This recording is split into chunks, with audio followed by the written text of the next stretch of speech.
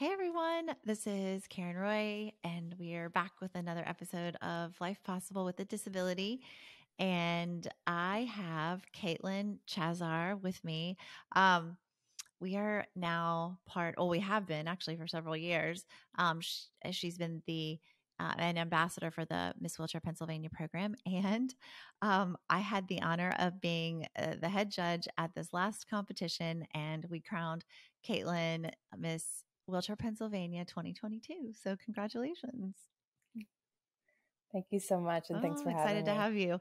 I've been following her on social media. We've followed each other for a while. And so, and I'm really close with Barb Zablotny, who runs the Miss Wheelchair Pennsylvania program. And gosh, does an amazing job, like amazing. The attention to detail and the whole program is just extremely impressive. So you've got a leg up, I think, on the competition for when you go to nationals, because you sure got a taste of what nationals are like. Yes, it is a very rigorous program, but I think it will give us all a great preparation for nationals. And I think Barb goes above and beyond with the weekend, and it's always a great time. It was really she great. Does an amazing I was job. exhausted. I'm sure you were too. I was, yes. I had to rest all last week. Oops. Oh yeah, get that sash thing. Goodness, yeah. Yes. So tell us a little bit about your disability, and we'll just go from there. Sure. So I was born with spina bifida, which means that when I was born, my spinal cord wasn't completely developed. So that was at the L3, L4 level. And I was able to walk as a child. I wore braces. I did a lot of physical therapy. And then as I got older, I started using a wheelchair more often. And it is also Spina Bifida Awareness Month in October. So we're celebrating that this month. And I guess just like spinal cord injury, people with spina bifida probably have like you said, mentioned, like it could be any level of disability. I assume it could be extremely severe from a childhood, or there are people who ambulate into their adulthood.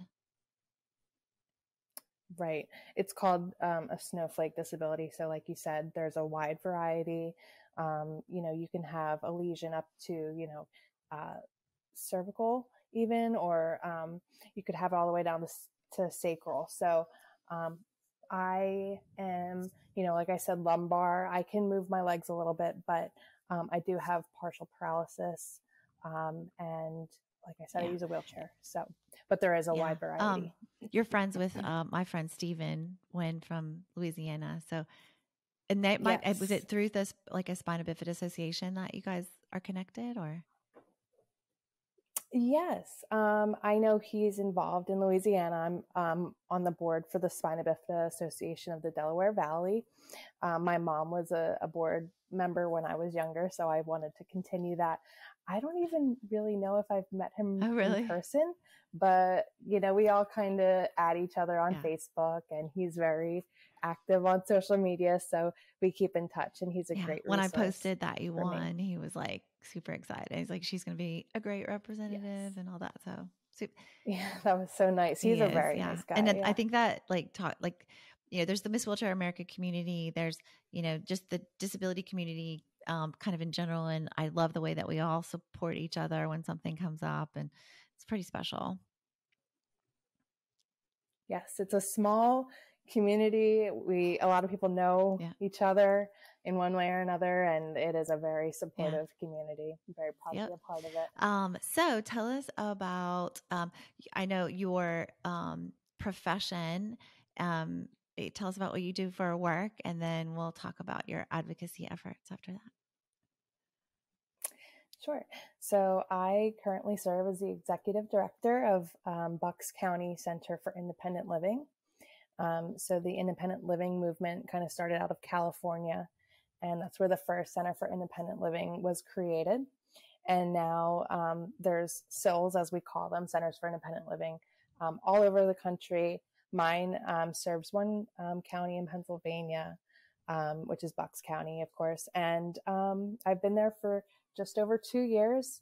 It's been a great experience. I love my team. We provide advocacy, independent living skills, info and referral, and benefits counseling. So, and we do a little bit of nursing home transition when we can. So. Yeah, it's amazing. And then your advocacy effort. So, your platform changed this year. So tell us about what your first platform was, what you were advocating for, and then how that changed recently. Oh, sure. So 2 years ago, like I said, I started my job, and I also started the Miss Wheelchair Pennsylvania program around the same time. So it was a very exciting time for me, and I kind of wanted to weave what I was doing at the SIL with my platform. And so I decided that I wanted to advocate for more home and community-based services funding and just kind of bring more funding into centers for independent living. So my platform was originally, working more about promoting the disability rights movement and the independent living movement. And I thought it was a great experience for me because I was able to kind of weave it in through the pandemic.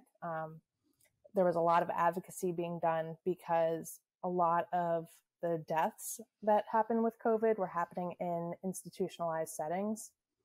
And the mission of independent living centers is to free people from nursing homes and to kind of promote consumer choice in providing services that will allow the person to be independent and in their community. So for the past 2 years, I kind of did that whole thing. I had a lot of opportunities through my work at the SIL to advocate, and I did that with Miss Wheelchair Pennsylvania. But then very recently, like right before I competed in Miss Wheelchair Pennsylvania, I changed my platform, which I did very end of, last minute. But now it is about advocating for accessible spaces for people with disabilities to engage in adaptive sports and recreation. Yeah, so both really important topics. Like I do have a question about the SILs. Yes. Are they funded by grants mostly? Like how are they funded? So some SILs are funded federally through like ACL. That's how it is in Pennsylvania. And then my SIL that I run is a state funded SIL. So we are funded through the Department of Labor. So it kind of depends on, what your funding source is. Some people have both. We also do a lot of grants. We were working on a statewide advocacy grant. So all the SILs together would, engage in advocacy efforts. And we also created an independent living conference that we just finished up in July. So, that's another way for us to get funds. That's interesting. So. And then you have, since you were a child, since you were born with your disability, you got introduced to adaptive sports early, I think. Yes. So tell us about that. Yes, I did. So like I said, I did a lot of physical therapy as a child. I would do like horseback riding, swimming, things like that, just to strengthen my legs.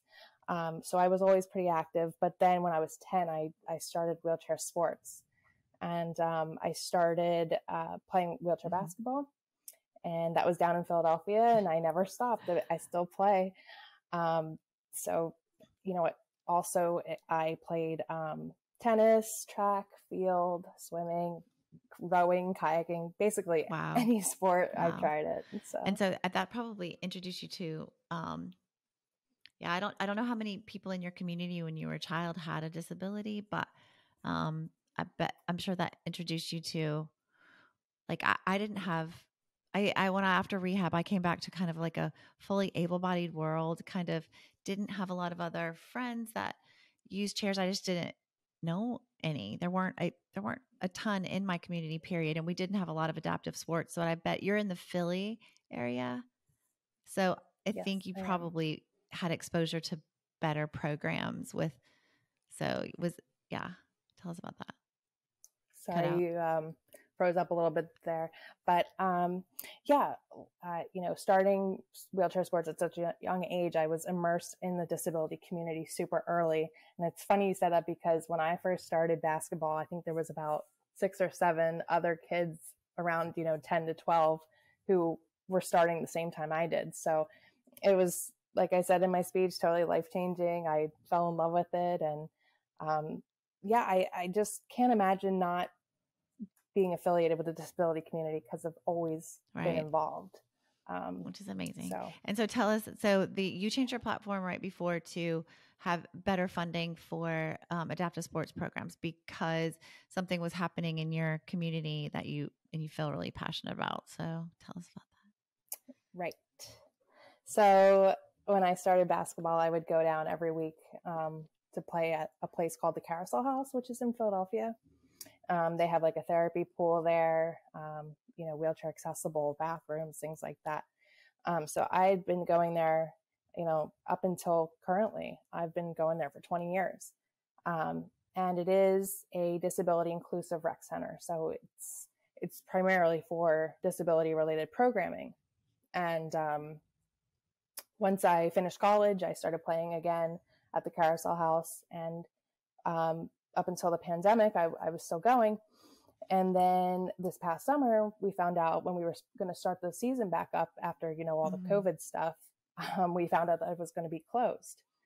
And it wasn't a huge surprise because the maintenance wasn't always great there, but it was startling to know that it was like irreparable damage that happened. So knowing that we didn't have a place to play basketball in Philadelphia, I mean, I thought about kids who were like me, where are they going to play? And my current team, the Magee 76ers, I really, wanted there to be a place in Philadelphia for people to play. So we're currently playing in New Jersey, but I wanted to raise awareness about that. Yeah.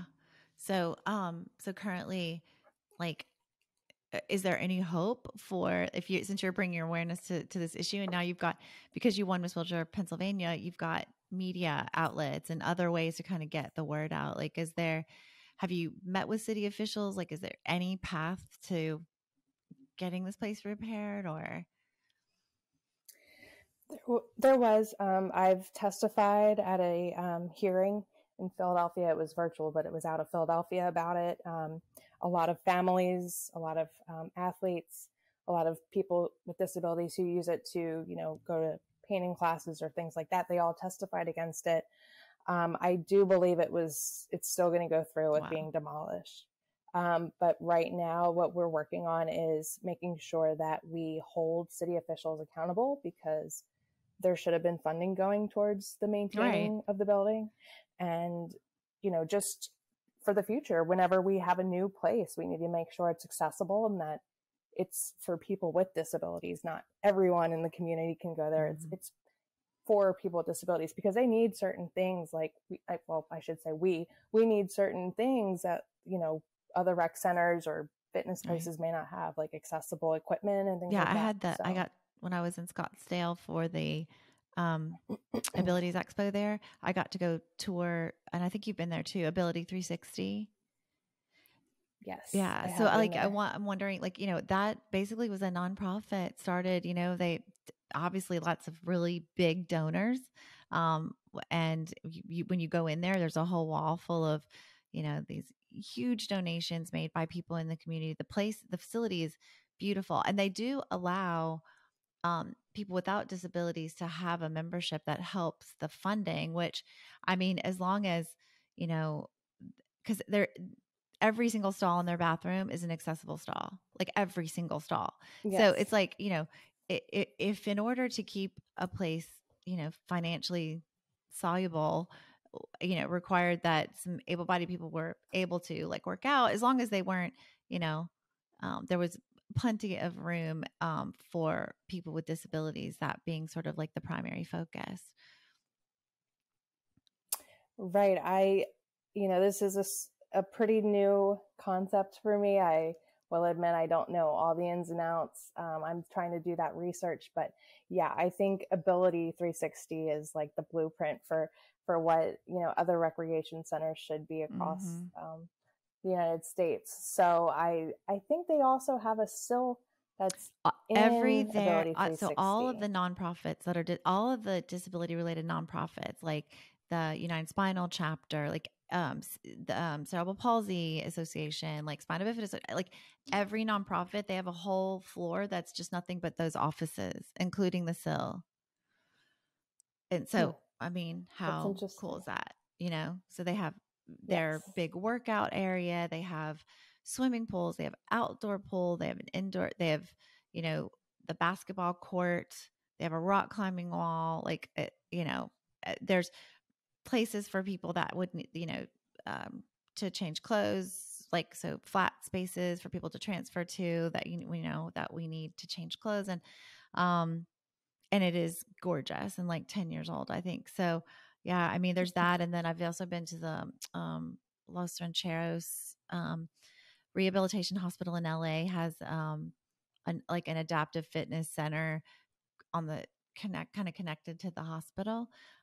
Again, like, just a huge adaptive workout place. And yeah, I mean, we don't have anything like that in Louisiana. We also don't have the population of Philly, so I would hope that maybe you can inspire some large donors to get together and start a nonprofit, and so that they don't take that property there that was so accessible to everyone and use it for something else. Right. That would be the dream right there. Get some funders. Yeah, I like the idea that they kind of bring all their disability agencies and organizations under one umbrella. I think that makes a lot of sense. We don't really do that in Pennsylvania, I don't think either. But I do like that concept. I've never been to Los Rancheros, no. But I'd love to find out more about it. And I think there's a lot of options, I think, out there. I mean, even having a place, out of one of the big rehab centers in Pennsylvania, like Magee Rehab or, Moss, or one of the spinal cord injury hospitals, maybe having a space there for people to work out.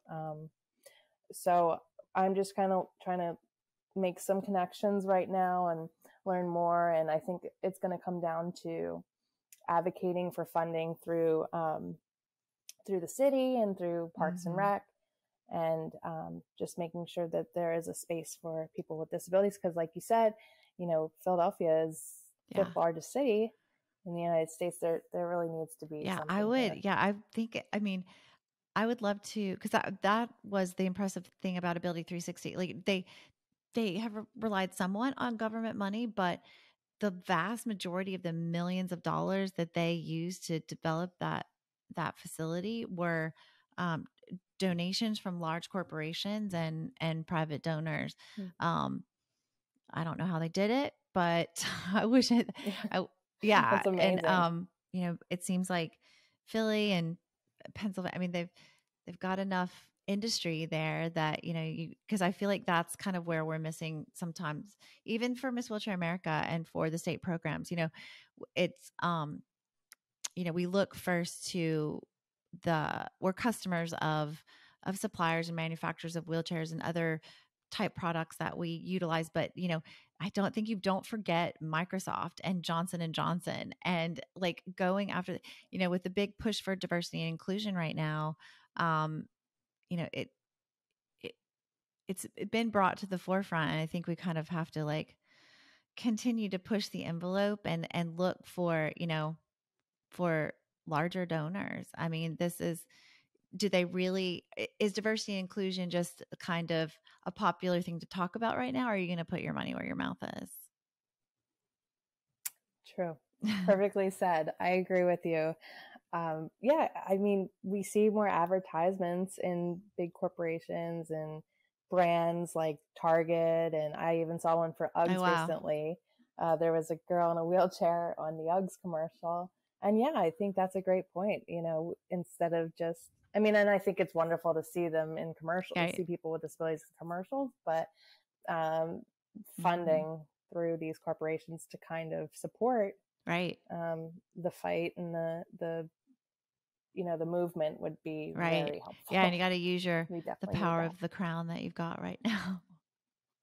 I'll do my best. I'm going to contact them when It's we get off brand the new. phone. It's brand new. I know, but like, yeah, it's kind of crazy how magical it can be when you tell them what it stands for, and that this is, you are beautiful on the outside, but this is not a beauty contest. This is about your advocacy and your ability to articulate your platform and kind of pushing the envelope for diversity and inclusion.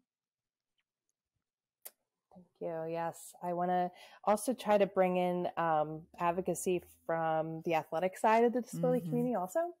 I think we saw some of that with the Paralympics, trying to get equal pay for Olympic athletes as Paralympic athletes. But I'd like to see, yes, that was wonderful to hear.